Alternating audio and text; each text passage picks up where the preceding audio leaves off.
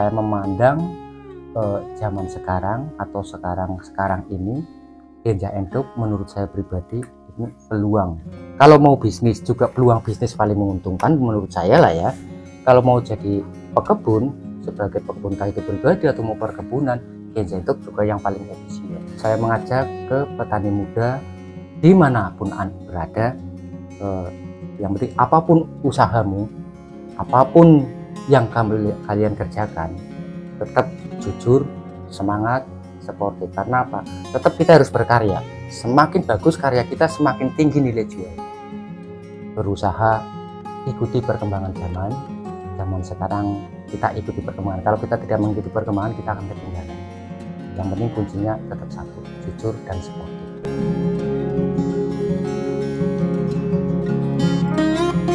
Halo, assalamualaikum saudara petani muda dimanapun saudara berada. Jumpa lagi dengan Tani Trubus. Kali ini saya akan berbagi mengenai perawatan bibit kelapa Genja Endok hingga usia panen. Mengingat teman-teman petani muda khususnya zaman sekarang yang memang sudah sangat minim peminatnya untuk berkebun, inilah solusi berkebun yang sangat efisien, lebih mengikuti perkembangan zaman, tidak memprosir tenaga dan pikiran, mudah perawatan. Solusinya ada di kelapa Genja Endok. Kelapa Genja Endok yaitu kelapanya lama tinggi, buahnya besar. Di saat kita memetik tidak perlu pakai panjat pohon, cukup kita bisa ngambil dari tanah ataupun tidak pakai alat yang lain, kita bisa memetiknya. Itulah kemudahannya kelapa Genja Endok dan mudah perawatannya. Kalau cara pemilihan bibit, yang penting kita mengambil bibit kelapa ataupun buah kelapa yang sudah tua di pohon, minimal sudah berwarna hijau kecoklatan atau hijau kehitaman. Contohnya seperti ini. Ini kan tuanya juga belum maksimal, masih setengah, tapi justru yang jenis seperti inilah yang paling gampang tumbuh dan mudah perawatan, karena memang kemungkinan bahasa menterengnya kalau masih hijau kecoklatan ataupun hijau kemerahan, embrionya masih full. Beda dibandingkan dengan yang tua kering di pohon, karena memang tua di pohon bagus, tapi proses tumbuhnya agak lama karena batoknya udah sangat kering, jadi proses tumbuhnya lama. Jadi yang paling bagus hijau kehitaman untuk bahan bibit. Kalau untuk tahapan buah bahan bibit, pertama kita memetiknya yaitu memang minimal seperti inilah. Walaupun ini masih hijau, tapi ini hijau udah cara buah itu mengkel, udah betul-betul tua lah. Ini bagus untuk proses bibit. Nah, setelah kita pemetikan seperti tadi kita dari kebun, ya kan, kita metik. Contohnya ada yang kayak gini, juga ada yang seperti ini. Nah, inilah begitu sampai rumah kita proses pensortiran, dimana yang bagus kita ambil, yang untuk bibit yang kurang bagus kita sisihkan buat konsumsi. Nah, barulah di situ kita pangkas seperti ini, baru kita tata ke lahan. Itu untuk proses awal dari bibit, untuk membibit. Untuk menghasilkan bibit hingga tunas dengan seperti buah seperti ini, itu membutuhkan waktu cuma lebih kurang 20-35 hari udah tunas untuk menjadikan bibit. Nah, cara perawatan, maka di awal saya juga mengatakan bahwa untuk berkebun kelapa perawatannya juga mudah, untuk membuat bibit juga sangat mudah. Untuk membuat bibit kelapa, pertama jauh dari hama, walaupun kita tetap memperhatikan dari segi perawatan, pengendalian hama, tapi mudah perawatannya karena dibandingkan kita nyemai yang lain dengan biji yang lain, kelapa ini udah membawa makanan sendiri. Jika begitu kita semai, dia tunas sampai 40 cm di usia 4 bulan, itu belum membutuhkan makanan tambahan, karena di dalam bulatan ini untuk mencukupi makanan hingga 40 cm ini masih sangat cukup. Itu mudahnya, jadi tidak perlu kita harus 2-3 hari sekali nyiram atau apa tuh, enggak. Paling-paling pengendalian hama biasalah, pengendalian hamanya itu kita semprot dengan hama-hama apa dari kutu loncat ataupun dari apa hama semut, itu untuk bibit. Ini yang penting biarpun dia udah tumbuh selama 4 bulan itu lebih kurang kisaran 45 cm, makanan tambahannya itu biasa, dalam arti kita butuh pupuk daun dan pengendalian hama. Kalau untuk pupuk kimia, kalau saya pribadi tidak pakai pupuk kimia. Tetap kalau masih bibit kita pakai pupuk daun. Itu pun saya menggunakan pupuk daun dengan rendaman kotoran kambing. Untuk kotoran kambing kita rendam seolah-olah kita fermentasi, diambil airnya, dan air itu direndam kita memang pakai tetes tebu ataupun micin. Itulah untuk perangsang pengendalian hama. Pertama untuk menumbuhkan supaya daunnya lebih hijau, terus untuk rendaman kotoran kambing itu untuk nutrisi tambahan. Campuran micin itu untuk perangsang akar. Begitu juga kadang tapi nggak rutin kita tambahin dengan parutan bawang merah. Kalau udah 40 cm kan udah mulai ada akar keluar, nah itulah untuk membantu perakaran lebih cepat. Tapi kalau kimia memang jujur kami tidak pakai sebelum tanaman bibit ini masuk ke lahan penanaman di kebun. Sebelum umur 3 tahun saya tidak pakai pupuk kimia. Menurut saya sendiri, kalau pemakaian pupuk kimia di usia dini, menurut saya, tapi mohon maaf, malah akan membunuh sel-sel buah. Jadi tetap pakai pupuk pertumbuhan selama 3 hingga 5 tahun. Kalau 100 biji kelapa ganja entok untuk persentasenya umum lah 70%. Karena mohon maaf, kalau di daerah Jawa ini kan tidak ada kebun induk, adanya pohon induk. Jadi tidak bisa 90% mutlak tetap jadi gen entok. Jadi yang 30% itulah gen yang sudah kena penyerbukan dari pohon kelapa yang lain. Jadi dalam sekali kita nyemai, tetap yang kena penyerbukan itu kisaran 30%. Dari 100 berarti yang murni tetap 70, yang 30 itulah yang udah kena penyerbukan kelapa jenis yang lain. Ya, penyortirannya cuma di situ. Nah, karena memang kelapa sistemnya memang penyerbukan. Kalau kelapa ganja entok kok sebelahnya ada kelapa yang lain, bisa juga dia kena penyerbukan. Karakternya tetap masih entok, tapi gennya sudah berubah.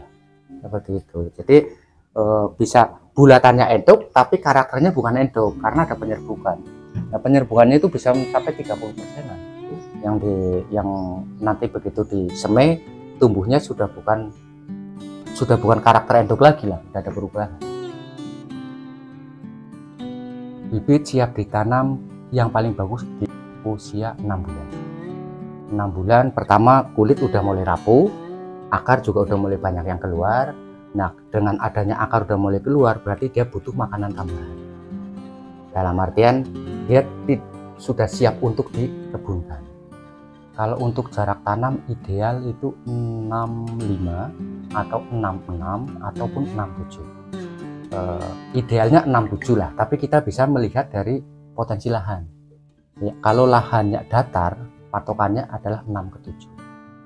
Iya, 6 kali 7 lah intinya. Tapi kalau lahannya miring bisa 5 ke 6, bahkan bisa lebih rapat lagi. Kalau lahannya miring, tanahnya kan berarti bisa atas bawah.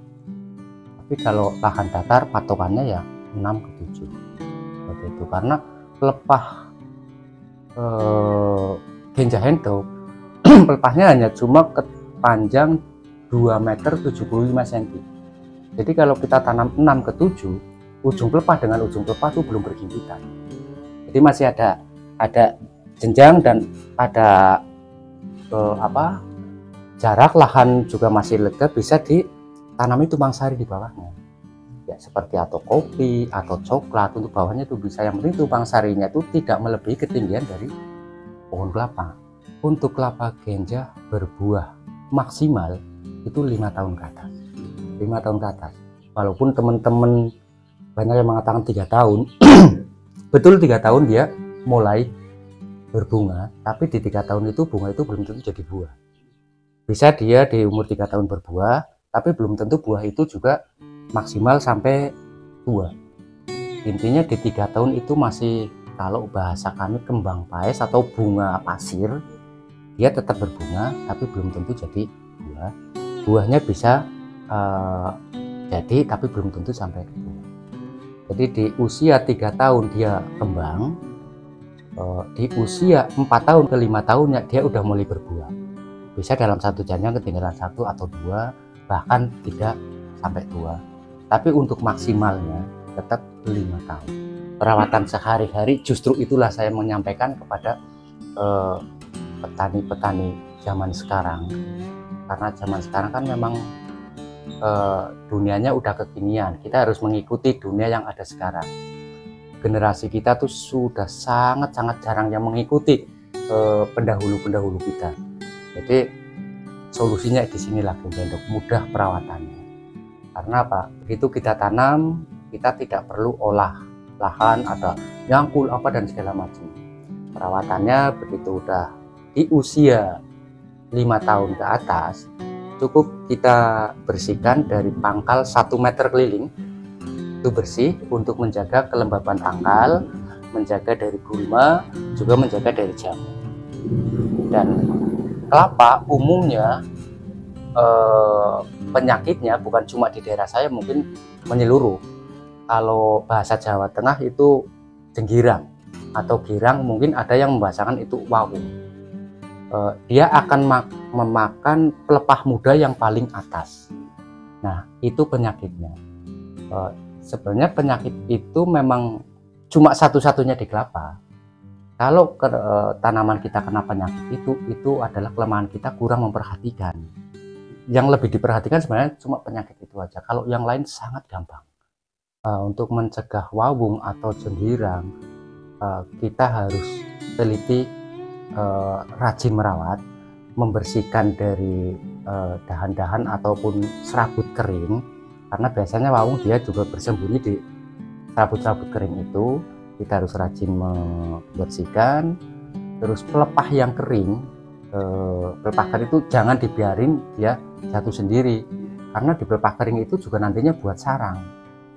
Jadi begitu turun kelapa, contohnya ya, dalam satu janjang, turun kelapa satu janjang seperti ini, pelepahnya harus turun, harus bersih. Kalau masih bisa disemprot, kita bisa pakai semprot.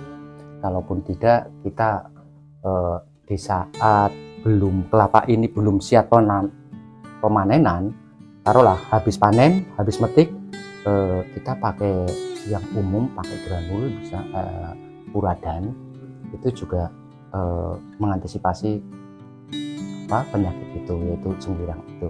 Tapi pakai puradan setelah kita metik, baru dipuradan. Jadi untuk setelah nanti metik lagi, puradan itu kan udah termasuk udah terserap. Seperti itu. Jangan mau metik baru kita kita puradan. Itu pakai puradan yang paling efisien lah. Yang penting jangan sampai over, karena kelapa itu perputarannya dalam satu pohon kelapa, perputaran itu ada 12 pelepah. Makanya kalau sekali metik tetap kita harus satu janjang yang kita metik. Jadi perputarannya tetap.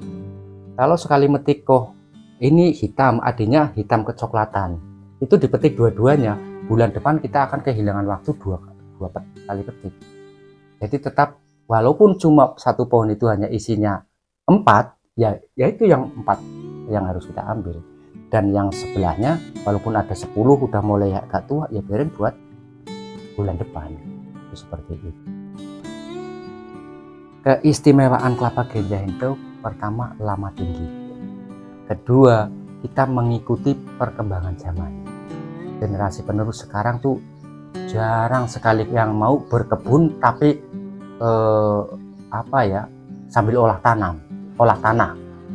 Beda dengan orang-orang tua kita dulu kan, ya berkebun dia juga olah tanah, ada nyangkul, bercocok tanam dan segala macam.